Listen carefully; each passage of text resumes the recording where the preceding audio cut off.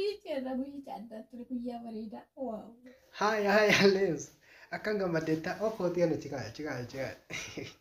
Gutuchaa yookaan warqii kan kee qofa ittiin baasiniiti. Gabaan illee baay'een gammade guyyaa akkadhaa kan abjuudhaa hin eegaa ture. Gammanneera dhugaa armiin maal jedhaa jira uummanni maal jedhaa ture. Mee waan jiru natti himi. Dhugaa baay'een gammade. Das natti jedhee jira hundinuu. Baay'ee na gammachiiftan. Kennaa uummanni kennaa oolillee. Waaw. Armee kolfaan jeeftee gara akka qonna dhukkubee. Sirratti jigaa asirri naan jette mana maaloo kolfaan jette akkam baay'ee gammaddee biti. Baay'ee tolee fakkaata moo dhugaa. Anillee hedduun gammade gammachuu keessa darbee machaa beektaa.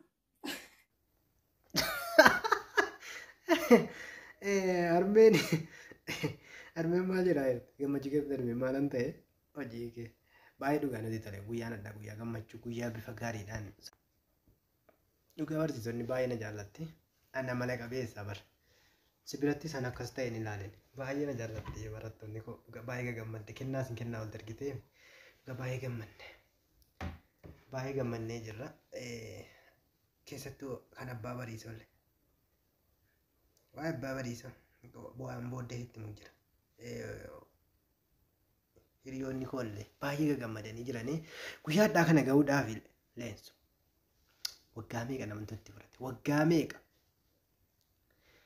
akkanumaan dhumni as keenya hin seene baay'ee dadhabee jira dhugaa amma dadhabne. Waaw jedhee jira bakka gammaddeen siin jira qaanqoo dhuganaa jira gammachuu kan kee kana arguudhaaf akkamii hawwee hagana beeka boga sitti barsiisonni keellee moo iddoo sitti oolanii jiru dhugaa qabxii bareedaa akkasii galmeessitee achi keessaa eebbifamutti baay'ee sitti gammade aniyyuu barsiisonni keellee maatiin koollee argite abbaan harmee akkatti foon isaanii nama jechuun gaafa dadhabbii namaa milkaa'u namni tokko haga inni gammadu gammachuun isaa daangaan qaba dhugaa dubbachuuf aniyyuu jechuudha hedduu tokko keessa kan kuna boqote kanaaf jechuun namni tokko waan ifaajii argachuun dirqama. Kanaaf baay'een si gammade waaw muudhaa ta'e baay'ee bareedee dhugaa maal kanan beektu maal isii irratti yeroo argitanii jettan wal argitanii jettan nama haaraa taatanii maatti achirratti sitti minne sapiraayisii godhan jennee yeroon fuudhee kana itti kaa'u yeroon kana itti kaa'u argitaa sapiraayisii hin jenne garuu wal bartadha kaaftanii wal bartootti. Yaadin siin jedha baay'ee namatti tola dhugaa guyyaan addaa guyyaa shaashambaadha. Dura waliin barsiifte ta'e isittis haaraan ta'u ture. Egaa situ akkas godhe waan ta'eef baay'ee bareeda. Egaa guyyichi gammachuu keetiin xumuramee jira. Baay'ee namatti tola. Kan ammoo cidha kan keemmoo argee akka ati footee abbaa manaa taatu fi hojii keetti milkooftuu bakka guddaa akka geessu arguudha hawwiin kan kuwi. Asitti wanti jedhu yoo jiraate harmeellee aabballee hin galateeffannaa hawaasa naannoo keenya dhugaan isiin jedha isaanillee gammachuu qaban akkasiin ibsachuun isaanii hedduu namatti tola. Bakka gaafa harmeen dhuftu kennaa sana hunda akkasitti bitaniitu haati gaaddisaa dhugaa namoonni keenya yaada akkasii hin qabnu seeni bakka si gammadan bakka gammadde jedhanii mana dhufanii jajjabeessuun isaanii hedduu natti tola. Abbaan barisoo abbaan dhugaa keetti nama galateeffadhu nama baay'eetu jira kan yeroo dheeraa nuuf waan isin nu goote armeen galata armee deebifnee fedha akka nuti barannuuf waan baay'ee godhaa turte maallaqa hin dhibbamin isan jedhee jedhu maallaqa achii dhaqaa fudhaa gurbaa sanatti si eegeera halkanii guyyaa dhibamaa turte garuu warroonni kaampaasii baay'ee amma kanas maallaqatti wanta hin ta'a garuu akkan waan nuti waan nyaan jireenya malee jiraannu itti fakkaata baay'ee dhibamaa turte awwalan armee baay'ee galateeffadha abbaan illee lafa hin beekne caama bottii dheeraa sanatti keete uleetaa gurgurra kaate dhugaa wayii dhala koo jedhee dhufe akkasitti nu laalee maallaqa garuu gaafa sana illee naafeera maallaqa akkasitti nu kennee nu gammachiisee iddoo dabarsee abbaa baay'een galateeffadha.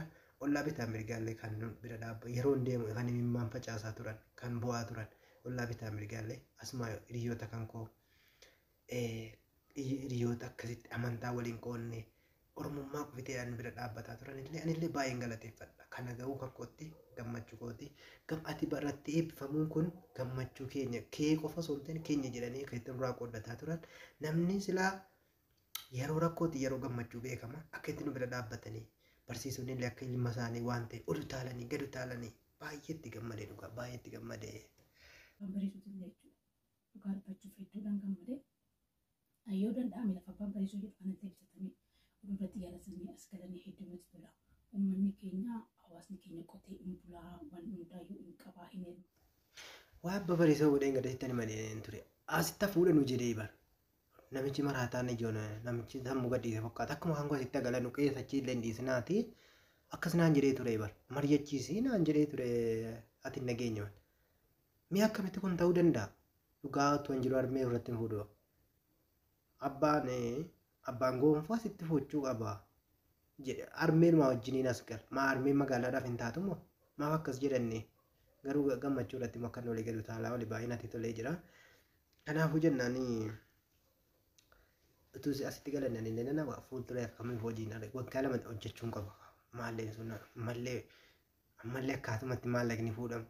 Hojiidhuma kanayyuu walii gallee maaltu beeka? Mee du'aa ilma na barbaachisa. Harmeetti illee bilbilee galatoomii harmee galatoomii maa abbaa jechuun nu barbaachisa waan ta'eef iddoo naaf galatoomii naaf jiraadhu siin jedha. Irraa fata garuu isaati goyyoo kan dibatee itti fayyadamuu yookaan qonna qotisan akkasumas itti fayyadamu irratti baay'ee dadhabaadha. Maal ta'a magaalaa kan keessa osoo jiraatanii atillee nama hojii qabatte. Kanaafiyyuu akka kootti oduu akkas ta'e bareedaa jira. Waan hundaafuu waan jiru hundaa wajjumaan laallaa muddaftee akkas hojii argachuu dandeetiif waa jedhee dhugaa akkasitti dhufanii hojii barbaadamu. Anas waaqayyo jedhee gammachuu kan koo anis dhiyaatee jira waan ta'eef achiin waa ga'uusin jechaa harmee gidduu gammaddee gammachuu kee irratti immoo deebitee qubeellaa kee jechuu kan kee harmeen hedduu gammaddee jirti. Galatoomiyatis kan arguu keetti gammachiisus akkansi gammachiisuma waan baay'een godhe kanallee guyyaa kanarratti fidee guyyaa qalabatii kootii guyyaa kanarra fiduun kan koollee akkati gammadduudha. Gammachuun kan kee eebba irratti gammadaa eebba irratti gammadaa kanallee argite akkati gammadduudhaaf baganaa gammadde gammachuun kan kee gammachuu kooti naaf jiraadhu tiruu koo lafee koo keessa koo. Akkasiin siin jira sapiraayis ta'anii jiru gaa anallee xinni manatti hin dibaate manatti gammaddee hundi keessanuu galatoomaa jedhama maatiidha. Maatii jechuun yoo maatiin si gargaari bakka natti hin geenye jiru gaafa maatii jabina qabu barumsa illee namni tokko baratee fi miti kan namni hin beeka jedhamu. Kanaaf hedduu natti tolee dhugaasiin jedha beekumsi karaa adda addaatiin argama. Isaan immoo hawaasa kana keessaa fooyyee qabatanii barsiisuun isaanii hedduu anaanna boonsee harmeen akkasii nutti dadhabde jechuudha. Ofiisii kottee qullaa deemtee nu barsiifte, ofiisiitti daartee nu xuiste, ofiisiitti beeloftee nu nyaachifte. Dhugaan siin jedha lafa kanaan nu ga'anii gaafa garuu dadhabbiin isaanii akkasitti ija godhatu. Ani akka kootti hedduun gammadee. Ati muna boochisuu moo waa'ee harmee maal kaafte akkasitti? Dhugaadha harmee wanti siin hin ta'in jira. Waa meeqa dugdatti baattee bitaa mirgarattee maallaqa kan hedduma siin baaftu ani walumaa wallaale halkanii fi guyyaa bilbilte maalitti jira yeroon itti bilbiloonni onneesi wayyoo barnootu bakkuma wanti siin ifaajaa turte lafatti hin badin bakkuma eebbifama hankanumaa silaa maraadhee biyyaa badeera tu barannoo carraa barnoota kanaatiin akkasitti wanti siin godhaa turte dhugaa waan baay'ee nama gaddisiisudha. Garuu gammachuun nu siin argitu immoo gammachuun sii kun kan dasitti jedhe natti fakkaata. Hedduu galatoomiyatis waan baay'ee hojjette. Hedduun gammadee maatii kollee nan galateeffadha. Mee harmeedha fi bilbilee osoo itti himne harmee nan bilbilaa fi harmeedha ifa.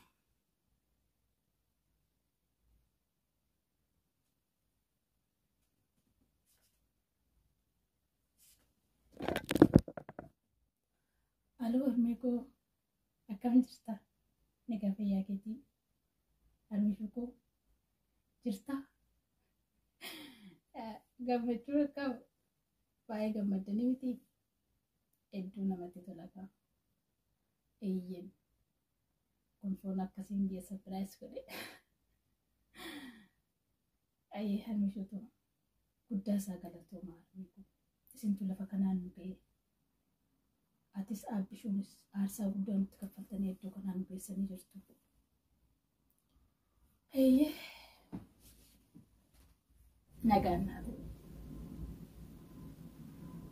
Ciao. Baay'ee si jaalladha. Keessa koo jirtaati. Kan akka keetti naaf hin jiru. Umurii dheeraa naa jiraadhaa isin lachuu. Hamtuun isin argatin armi koote koo. Aamiin armi shokoo. Aamiin eebbi kan keetiin waan hunda caalatti nu barbaachisa. Aamiin harmi koo. Eebba keettuu fi jaarni kan kee jechi kee ati nuun jettiin ootu bahe. Harmi koo waan ati naan jette tokko isaa yoo hin daganne. Ati beelnaaf furtuu jireenyati.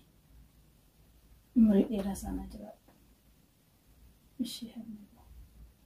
Golboo dubbistaa? Ishee dadhabee fakkaata uffatee jedhachaa jira. Ayyee dubbisii. Dubbisiisas. Ishee. Okkee harmi koo. Gonfoo? Ani nagarreetu mana dhiiftuu didee markan finfinneessa. Lama dhalanne abbaa gonfoo lama dhalanne kan finfinnee sannannee argine. Guduma. Yee abbaa gonfoo. Ani kanan jedhu namni akkuma jiru ijoollee ofii edaa mana tamaarii sana ergaa. Maal immoo namni akkana hiriyaa baay'atu gonfoo kiyya. Maal hiriyoonni isaa akka isaan jijjiiran? Abeet. Odoo hunduu dhala koo ta'ee hin jedheenyu ani. Abbuma meeqatu ijoollee san dhalee achi geesse laata? Ani barkunoo baadiyyaa kana keessa bichaa jirti ijoolleenis abbaa gonfoo koo edaa bakkuma ijoolleen keenya hin jirre.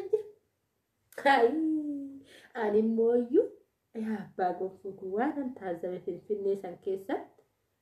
Ani finfinnee san keessatti minno mindinno bichaa dubbatamas edaa akkuma keenya kanatti namni naasaa. Abbaa gonfoo koo. Ani maalittan beeka kunoo duraanii abbaa kana jedhan finfinnee sanitti kunoo minno mindinno kana bichaa dubbatama jedhan. Ani kunoo miilana ijoollee xiyyaa haa tolu. Yaa dhala kana wanti isaan argisiisne hin jiru.